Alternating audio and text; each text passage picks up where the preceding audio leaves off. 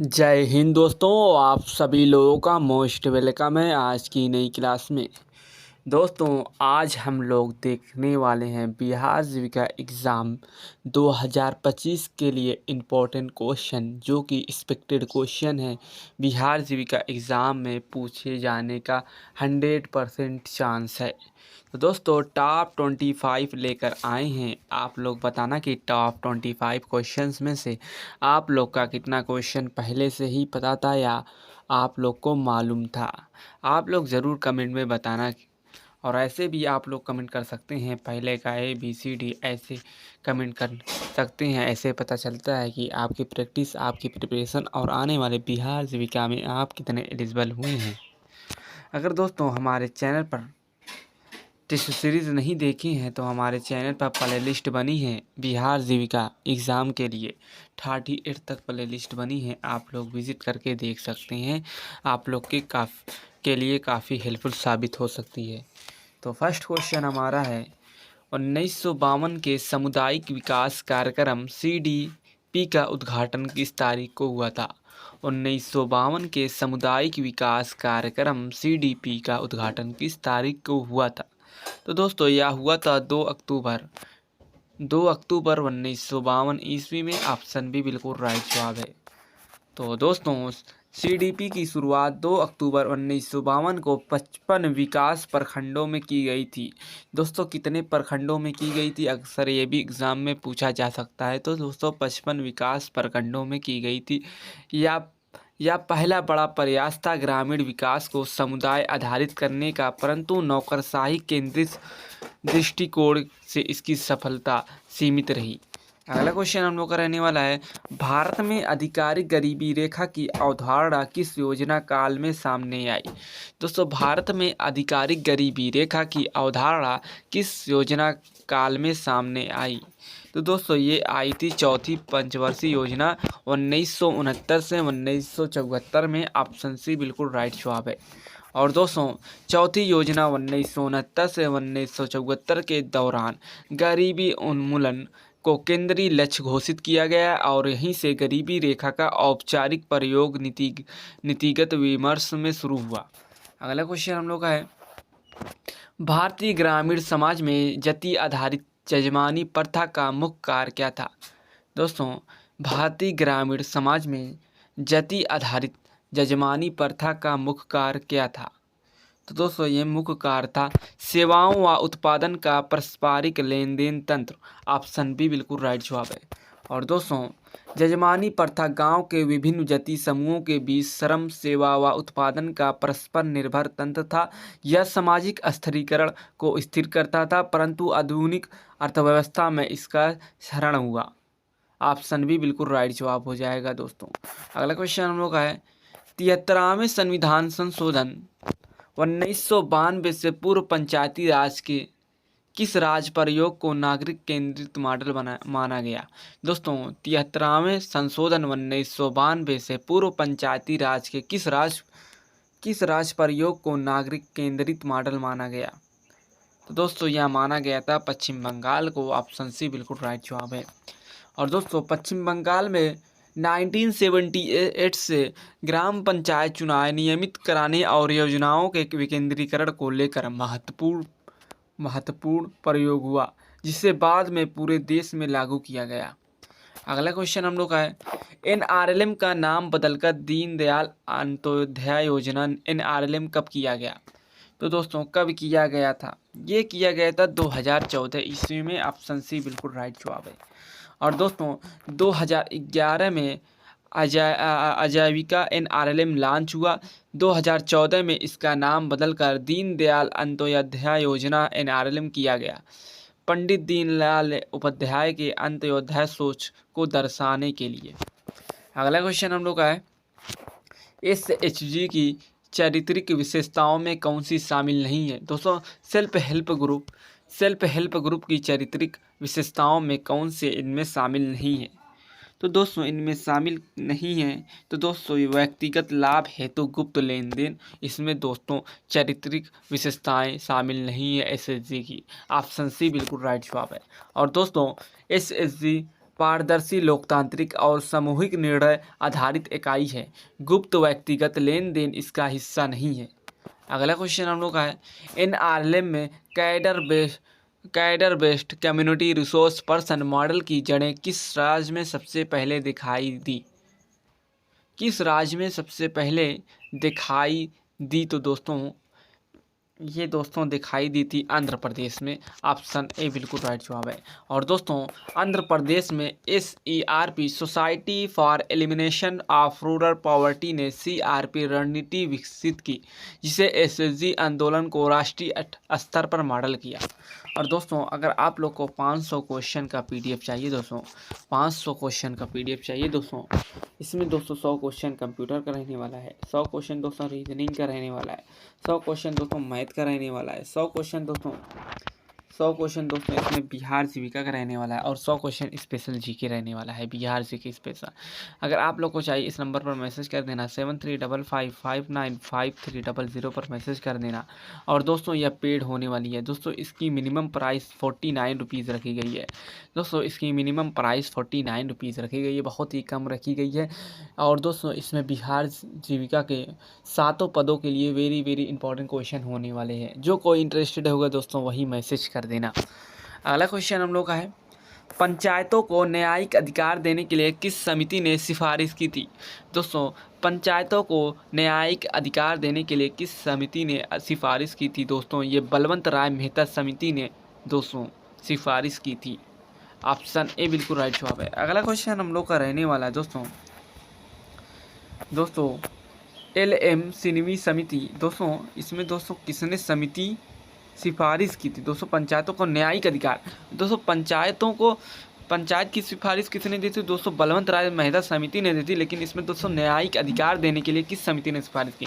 तो दोस्तों LM सिन्हवी समिति हो जाएगा। ऑप्शन डी बिल्कुल राइट जवाब हो जाएगा हम लोगों का। दोस्तों LM सिन्हवी समिति 1986 ने पंचायतों को संवैधानिक दर्जा देने और ग्राम न्यायालय जैसी व्यवस्थाएं सुझाई। इसी से 73वां संशोधन प्रेरित हुआ। अगला क्वेश्चन हम लोग का है, भारत में बहुआयामी गरीबी सूचकांक MPI आधिकारिक रूप से कब अपनाया गया? दोस्तों भारत में बहुआयामी गरीबी सूचकांक MPI आधिकारिक रूप से कब अपनाया गया? तो दोस्तों ये कब अपनाया गया था? ये दोस्तों अपनाया गया था 2011 ईस्वी में। ऑप्शन डी बिल्कुल राइट जवाब है। और दोस्तों नीति आयोग ने 2021 से MPI पर प्रकाशित करना शुरू किया, जिसमें स्वास्थ्य, शिक्षा और जीवन स्तर के 12 संकेतक शामिल थे। याद रखना दोस्तों। अगला क्वेश्चन हम लोग का रहने वाला है, SSG बैंक लिंकेज प्रोग्राम की शुरुआत के समय RBI नाबार्ड ने किस बैंक को मॉडल बैंक चुना? दोस्तों self help group bank linkage programme की शुरुआत के समय RBI नाबार्ड ने किस बैंक को मॉडल बैंक चुना? तो दोस्तों किस बैंक को मॉडल बैंक चुना था? दोस्तों यह कैनरा बैंक को चुने थे। ऑप्शन सी बिल्कुल राइट जवाब है। और दोस्तों 1992 में कैनरा बैंक को पायलट बैंक बनाकर SSG BLP प्रारंभ हुआ, जिसने बाद में लाखों SSG को जोड़ा। अगला क्वेश्चन हम लोग का है, NRLM के अंतर्गत SSG के लिए न्यूनतम ग्रेडिंग क्राइटेरिया किस स्तर पर जांचे जाती हैं? दोस्तों NRLM के अंतर्गत SSG के लिए न्यूनतम ग्रेडिंग क्राइटेरिया किस स्तर पर जांचे जाते हैं? दोस्तों ये जांचे जाते हैं बैंक व VO द्वारा। ऑप्शन सी बिल्कुल राइट जवाब है। अगला क्वेश्चन हम लोग का रहने वाला है दोस्तों, और दोस्तों SSG को बैंक क्रेडिट व RFCIF हेतु योग्य घोषित करने से पहले विलेज ऑर्गेनाइजेशन और बैंक स्तर पर ग्रेडिंग क्वालिटी चेक किया जाता है। अगला क्वेश्चन हम लोग का, ग्रामीण अर्थव्यवस्था का अनौपचारिक क्षेत्र किसे दर्शाता है? दोस्तों ग्रामीण अर्थव्यवस्था का अनौपचारिक क्षेत्र किसे दर्शाता है? तो दोस्तों ये किसे दर्शाता है? या दोस्तों श्रम कानून व सामाजिक सुरक्षा से बाहर छोटे उद्यम सेवा क्षेत्र को दर्शाता है अनौपचारिक क्षेत्र। ऑप्शन बी बिल्कुल राइट जवाब है।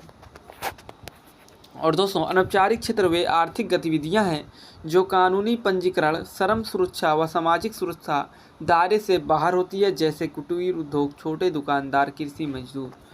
अगला क्वेश्चन हम लोग का है, पंचायती राज में महिलाओं को 33% आरक्षण देने का प्रावधान किस वर्ष लागू हुआ? दोस्तों पंचायती राज में महिलाओं को 33% आरक्षण देने का प्रावधान किस वर्ष लागू हुआ था? तो दोस्तों ये लागू हुआ था 1993 ईस्वी में। ऑप्शन सी बिल्कुल राइट जवाब है। और दोस्तों 73वें संविधान संशोधन 1992 के लागू होने के बाद 1993 से पंचायतों में महिलाओं के लिए 33% आरक्षण लागू हुआ। कई राज्यों ने बाद में इसे 50% तक बढ़ा दिया। और दोस्तों याद रखना, बिहार में दोस्तों 50% आरक्षण है दोस्तों महिलाओं को पंचायती राज में। अगला क्वेश्चन हम लोग का है, एसएचजी के नियमित लेखा जोखा रखने का सबसे प्रमुख कारण क्या है? दोस्तों सेल्फ हेल्प ग्रुप के नियमित लेखा जोखा रखने का सबसे प्रमुख कारण क्या है? तो दोस्तों सबसे प्रमुख कारण है सामुदायिक पारदर्शिता व बैंक क्रेडिट पात्रता सुनिश्चित करने के लिए। ऑप्शन बी बिल्कुल राइट जवाब है। और दोस्तों सही बही खाता एसएचजी की पारदर्शिता, सामुदायिक विश्वास और बैंकों से ऋण प्राप्त करने की शर्त होती है। अगला क्वेश्चन हम लोग का है, एनआरएलएम में कन्वर्जेंस की रणनीति का तात्पर्य क्या है? दोस्तों एनआरएलएम में कन्वर्जेंस की रणनीति का तात्पर्य क्या है? तो दोस्तों तात्पर्य है विभिन्न सरकारी योजनाओं को एसएचजी वीओ प्लेटफॉर्म के जरिए गरीब परिवारों तक बेहतर पहुंच सुनिश्चित करना। ऑप्शन बी बिल्कुल राइट जवाब है। अगला क्वेश्चन हम लोग का रहने वाले दोस्तों अभिसरण का मकसद है मनरेगा, एसबीएम, एनएचएम आदि कार्यक्रमों के लाभ एसएचजी परिवारों तक पहुंचना और सामुदायिक संस्थाओं को केंद्रीय भूमिका देना। ऑप्शन बी बिल्कुल राइट जवाब हो जाएगा हम लोग का। अगला क्वेश्चन हम लोग का, भारत में ग्रामीण गरीबी का हेड काउंट रेशियो किस डाटा से निकाला जाता है? दोस्तों भारत में ग्रामीण गरीबी का हेड काउंट रेशियो किस डाटा से निकाला जाता है? तो किस डाटा से निकाला जाता है? एनएसएस उपभोग व्यय सर्वेक्षण से। ऑप्शन बी बिल्कुल राइट जवाब है। और गरीबी आकलन मुख्यतः एनएसएस उपभोग व्यय सर्वेक्षण पर आधारित होता है, जिसे योजना आयोग अब नीति आयोग उपयोग करता है। ऑप्शन बी बिल्कुल राइट जवाब हो जाएगा दोस्तों। अगला क्वेश्चन हम लोग का है, वैल्यू चेन डेवलपमेंट में फॉरवर्ड लिंकेज का उदाहरण कौन सा है? वैल्यू चेन डेवलपमेंट में फॉरवर्ड लिंकेज का उदाहरण कौन सा है? तो दोस्तों यह है किसानों को मंडी बाजार से जोड़ना। ऑप्शन बी बिल्कुल राइट जवाब है। और दोस्तों अगर आपको वीडियो अच्छी लगे, वीडियो को लाइक कर देना, अपने दोस्तों तक शेयर कर देना। अगर चैनल पर पहली बार विजिट करें तो चैनल को सब्सक्राइब करना ना भूलें दोस्तों, क्योंकि हमारे चैनल पर रोज़ नई डेली दोस्तों 2 वीडियो आती है बिहार जीविका एग्ज़ाम से। अगर दोस्तों आप लोग बिहार जीविका एग्ज़ाम इस बार क्लियर करना चाहते हैं तो दोस्तों डेली वीडियो देखें और 500 क्वेश्चन दो तो जो वेरी इंपॉर्टेंट क्वेश्चन होने वाला है दोस्तों उसे परचेस करवा लीजिए। अगला क्वेश्चन, और दोस्तों फॉरवर्ड लिंकेज उत्पादन को बाजार प्रोसेसिंग यूनिट उपभोक्ता से जोड़ने की प्रक्रिया है, जबकि बैकवर्ड लिंकेज इनपुट कच्चे माल की आपूर्ति है। अगला क्वेश्चन हम का है, एसएचजी आंदोलन के लिए सबसे बड़ा नीति टर्निंग पॉइंट कौन सा माना जाता है? दोस्तों सेल्फ हेल्प ग्रुप आंदोलन के लिए सबसे बड़ा नीति टर्निंग पॉइंट कौन सा माना जाता है? तो दोस्तों यह माना जाता है 1992 का नाबार्ड एसएचजी बीएलपी माना जाता है। ऑप्शन बी बिल्कुल राइट जवाब है। और 1992 में एसएचजी बीएलपी ने एसएचजी को औपचारिक वित्तीय तंत्र से जोड़ा। यहीं से आंदोलन ने राष्ट्रीय स्तर पर गति पकड़ी। अगला क्वेश्चन हम लोग का है, एनआरएलएम में क्लस्टर लेवल फेडरेशन सीएलएफ का मुख्य कार्य क्या है? सीएलएफ का मुख्य कार्य क्या है एनआरएलएम में? तो दोस्तों यह है एसएचजी व वीओ का समन्वय, फंड प्रबंधन व आजीविका गतिविधियों का पैमाना बढ़ाना। ऑप्शन बी बिल्कुल राइट जवाब है। और दोस्तों सीएलएफ ब्लॉक क्लस्टर स्तर की सामुदायिक संस्था है जो SHG, self help group, VO, village organisation का समन्वय कर फंड व आजीविका गतिविधियों का विस्तार करती है। ऑप्शन बी बिल्कुल राइट जवाब है। अगला क्वेश्चन हम लोग का है, ग्रामीण विकास में सामुदायिक फंड प्रबंधन का मुख्य सिद्धांत क्या है? ग्रामीण विकास में सामुदायिक फंड प्रबंधन का मुख्य सिद्धांत क्या है? तो दोस्तों मुख्य सिद्धांत क्या है? यह है समुदाय द्वारा निर्णय, पारदर्शिता व उत्तरदायित्व। ऑप्शन बी बिल्कुल राइट जवाब है। और अगला क्वेश्चन, और एनआरएलएम का आधार है संसाधनों पर समुदाय का स्वामित्व और सामूहिक निर्णय प्रक्रिया। अगला क्वेश्चन हम लोग का है, सस्टेनेबल लाइवलीहुड्स फ्रेमवर्क में वल्नरेबिलिटी कंटेक्स्ट किसे दर्शाता है? तो वल्नरेबिलिटी कंटेक्स्ट किसे दर्शाता है? तो दोस्तों ये दर्शाते ही हैं वह बाहरी जोखिम जैसे मौसम, बाजार में उतार चढ़ाव, महामारी। यही दोस्तों वल्नरेबिलिटी कंटेक्स्ट में दर्शाता है। ऑप्शन बी बिल्कुल राइट जवाब है।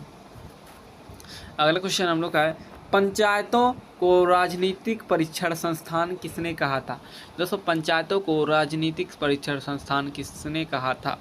तो दोस्तों ये कहे थे महात्मा गांधी ने कहे थे। ऑप्शन ए बिल्कुल राइट जवाब है। और गांधी जी ने दोस्तों ग्राम स्वराज के अवधारणा में पंचायतों को लोकतंत्र की नींव व राजनीतिक परीक्षण का स्थान बताया। ऑप्शन ए बिल्कुल राइट जवाब है। अगला क्वेश्चन हम लोग का है, भारत में ग्रामीण रोजगार गारंटी को संवैधानिक दर्जा नहीं है पर यह किस अनुच्छेद की मूल प्रेरणा से जुड़ा है? दोस्तों यह अनुच्छेद 41 से जुड़ा हुआ है। ऑप्शन सी बिल्कुल राइट जवाब है। और डीपीएसपी का अनुच्छेद 41 राज्य को कम शिक्षा व जन सहायता देने का निर्देश देता है। मनरेगा इसी प्रेरणा से बना है। अगला क्वेश्चन हम लोग का है, एसएसजी बीएलएफ में लिंकेज मॉडल सेकंड क्या दर्शाता है? एसएसजी बीएलएफ में लिंकेज मॉडल सेकंड क्या दर्शाता है? तो दोस्तों यह दर्शाता है एसएसजी सीधे बैंक से जुड़ती है, एनजीओ की भूमिका नहीं है इसमें। ऑप्शन बी बिल्कुल राइट जवाब है। और दोस्तों मॉडल सेकंड में बैंक सीधे एसएसजी से जुड़ता है, एनजीओ की आवश्यकता नहीं रहती है। मॉडल 1 और 3 में एनजीओ की अधिक भूमिका होती है। और आज की क्लास का हमारा लास्ट क्वेश्चन होने वाला है, पंचायत में सामाजिक न्याय समिति का मुख्य कार्य क्या है? पंचायत में सामाजिक न्याय समिति का मुख्य कार्य क्या है? आप लोग इस क्वेश्चन का आंसर हमें कमेंट में दीजिएगा और बताइएगा कि टॉप 50 क्वेश्चन में से आप लोग का कितना क्वेश्चन, टॉप 25 क्वेश्चन में से आप लोग का कितना क्वेश्चन का आंसर सही होता है। और दोस्तों वीडियो को ऐसे लगी, वीडियो अच्छी लगी तो वीडियो को लाइक कर देना, अपने दोस्तों तक शेयर कर देना। अगर चैनल पर पहली बार विजिट करें तो चैनल को सब्सक्राइब करना ना भूलें। तो मिलते हैं नेक्स्ट वीडियो में। Thank you.